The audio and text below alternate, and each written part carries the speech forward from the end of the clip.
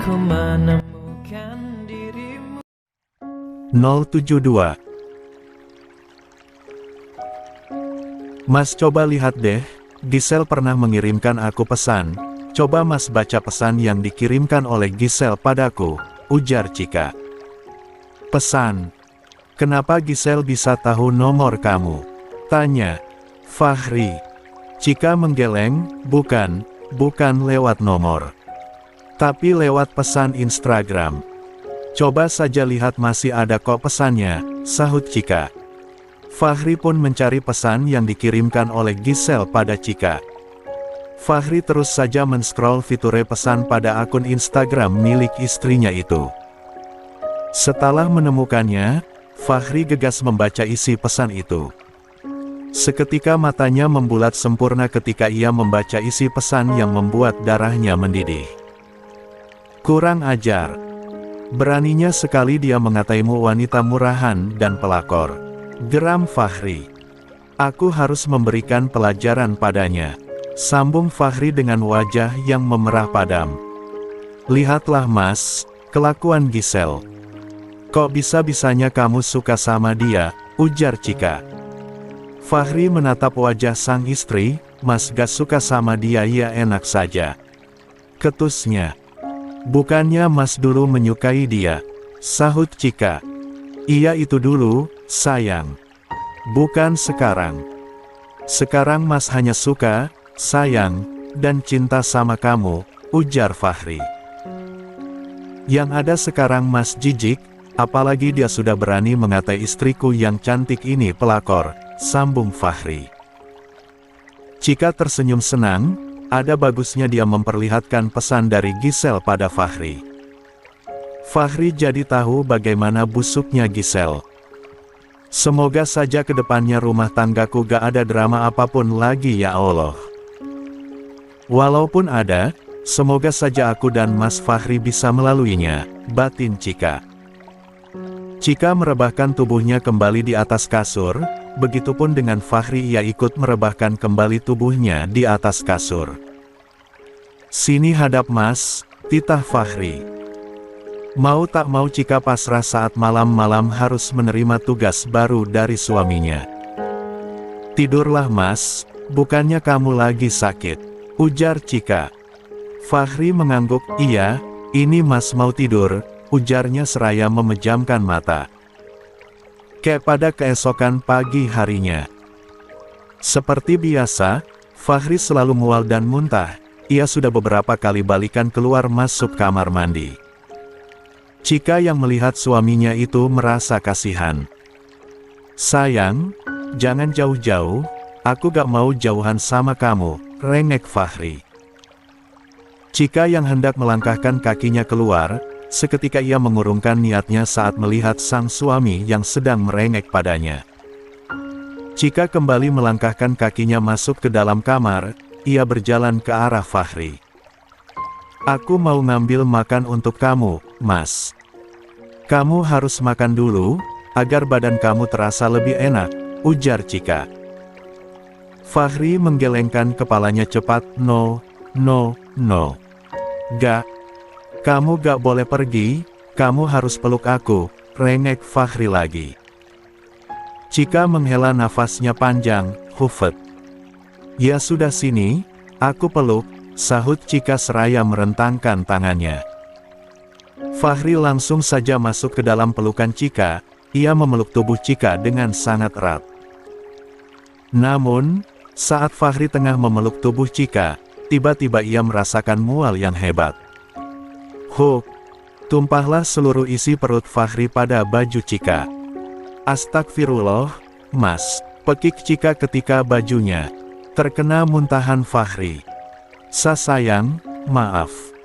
Mas tiba-tiba mual dan gak bisa menahannya lagi, ujar Fahri pelan. Cika berusaha mengatur nafasnya, lalu ia menghirup nafasnya dalam-dalam. Gak apa-apa kok Mas. Gak apa-apa, sahut Cika tersenyum. Fahri menjadi merasa bersalah pada Cika, dengan cepat ia membersihkan baju istrinya itu yang terkena muntahnya. Diamlah Mas. Biarkan aku saja yang membersihkannya, ujar Cika. Mas istirahat saja, sambung Cika berujar. Cika gegas menuju kamar mandi guna mengganti pakaiannya.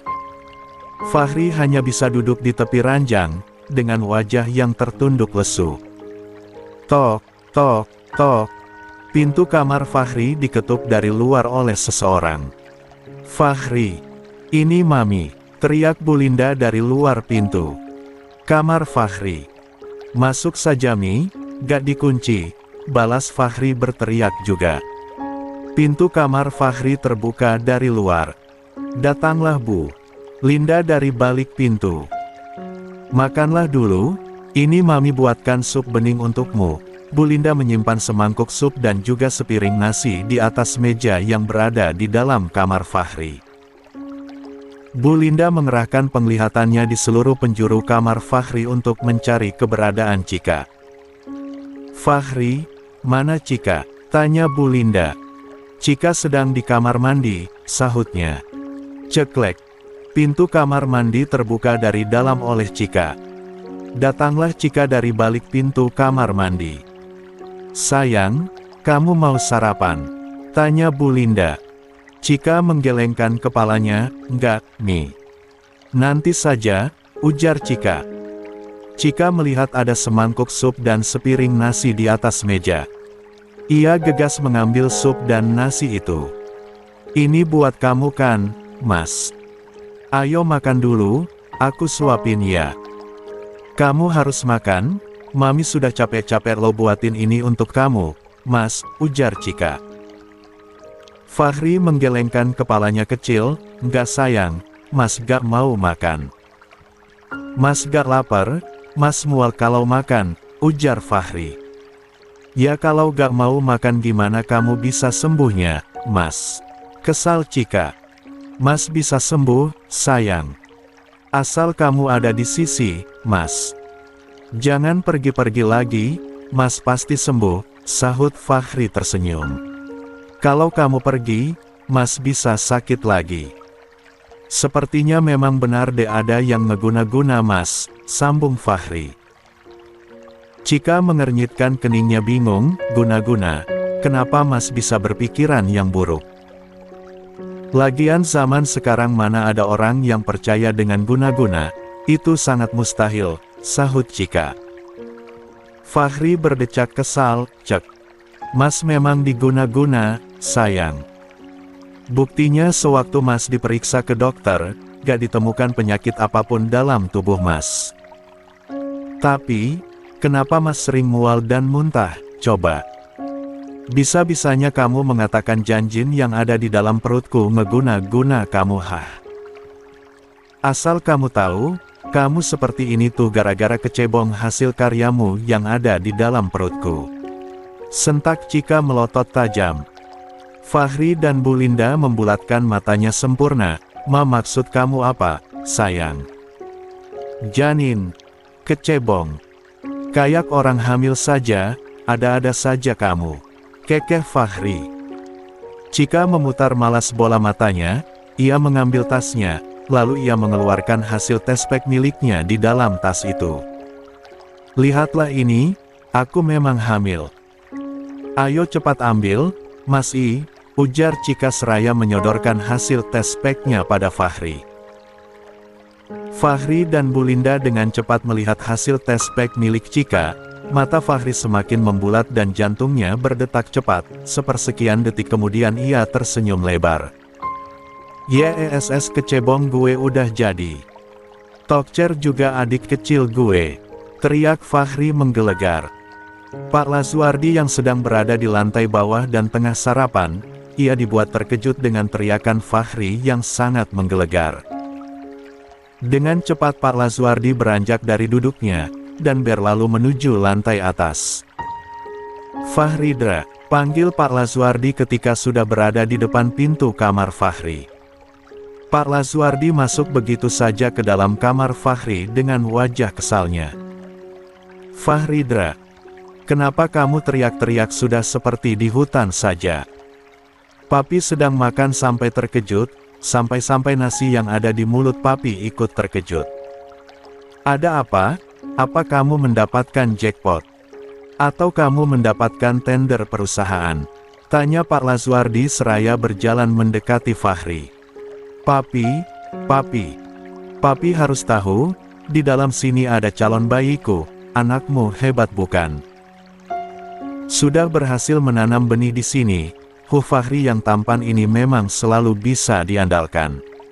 Bangga Fahri seraya mengelus-ngelus perut Cika. Brak, Pak Lazuardi dengan sengaja memukul meja dengan keras. Hingga membuat Cika, Fahri, dan Bu Linda terperanjat kaget. Astaga, kaget gue, pekik Fahri seraya mengusap-ngusap dadanya. Fahri langsung saja menempelkan wajahnya di perut Cika.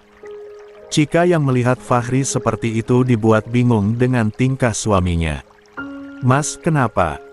Kenapa kamu menempelkan wajah kamu di perutku? Tanya Cika. Diamlah, sayang. Mas lagi dengerin suara anak kita, apakah dia juga terkejut karena kakek tuanya sudah seenaknya menggebrak meja? Sahut Fahri. Cika, Bu Linda, dan Pak Lazuardi membulatkan matanya sempurna.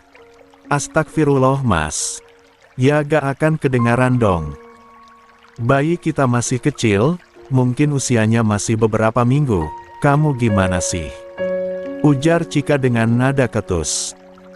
Fahri beranjak dari jongkoknya, ia menggaruk tengkuknya yang tidak gatal, hehe, iya juga ya sayang.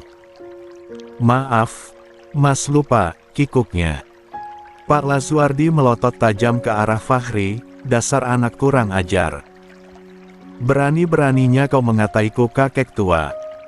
Papimu ini masih gagah perkasa, bahkan masih bisa memberikanmu adik, sentak Pak Lazuardi. Fahri dan Bu Linda menganga lebar, tidak, teriaknya bersamaan. Aku gak mau punya adik, tegas Fahri.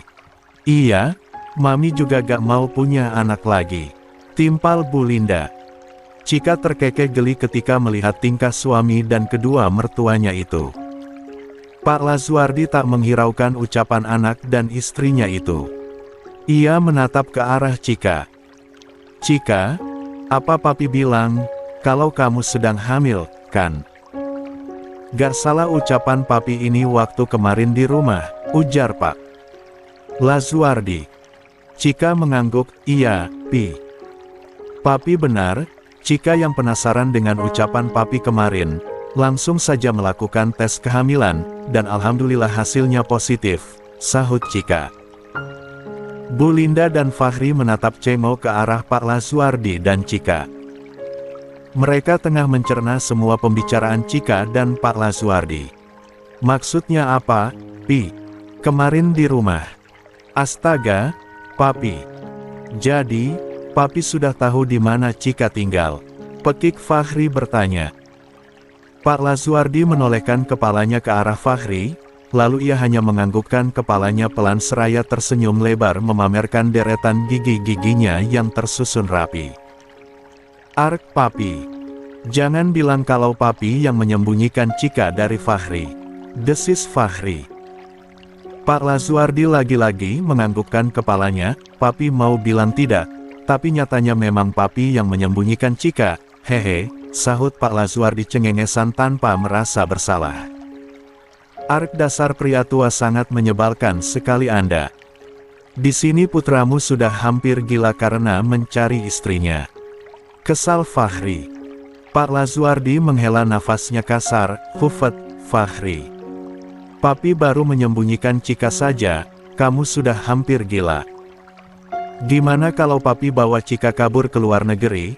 Mungkin kamu sudah tinggal nama saja karena saking frustasinya, ujar Pak Lazuardi.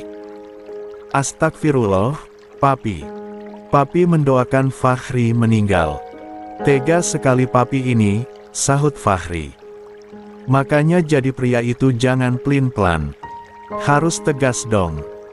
Kalau kamu gak tegas, bisa-bisa Cika beneran pergi dari hidup kamu. Awas saja Fahri, kalau kamu membuat ulah lagi, Papi akan menjauhkan kamu dari Cika dan bayimu. Ancam Pak Lazuardi. Papi tenang saja. Fahri janji, Fahri gak akan membuat Cika sakit hati lagi, ujar Fahri.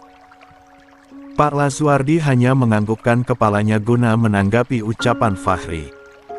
Cika menetap ke arah Fahri. Mas, apa kamu sudah gak pusing lagi? Sudah gak mual-mual lagi? Tanya Cika. Fahri langsung saja memegang kepalanya. Aduh. Sayang, Mas tiba-tiba pusing dan sedikit mual. Peluk Mas, sayang, rengek Fahri. Cika, Bu Linda, dan Pak Lazuardi kompak memutar malas bola matanya. Drama. Teriaknya bersamaan. Mami, ayo keluar. Temani Papi sarapan, Papi mau melanjutkan sarapan lagi, Papi juga mau berangkat kerja, ujar Pak Lazuardi. Bu Linda mengangguk, kemudian Pak Lazuardi dan Bu Linda melangkahkan kakinya keluar dari kamar Fahri. Setelah Pak Lazuardi dan Bu Linda keluar dari kamarnya, Fahri langsung saja membawa Cika, dan dudukannya tubuh Cika di tepi ranjang.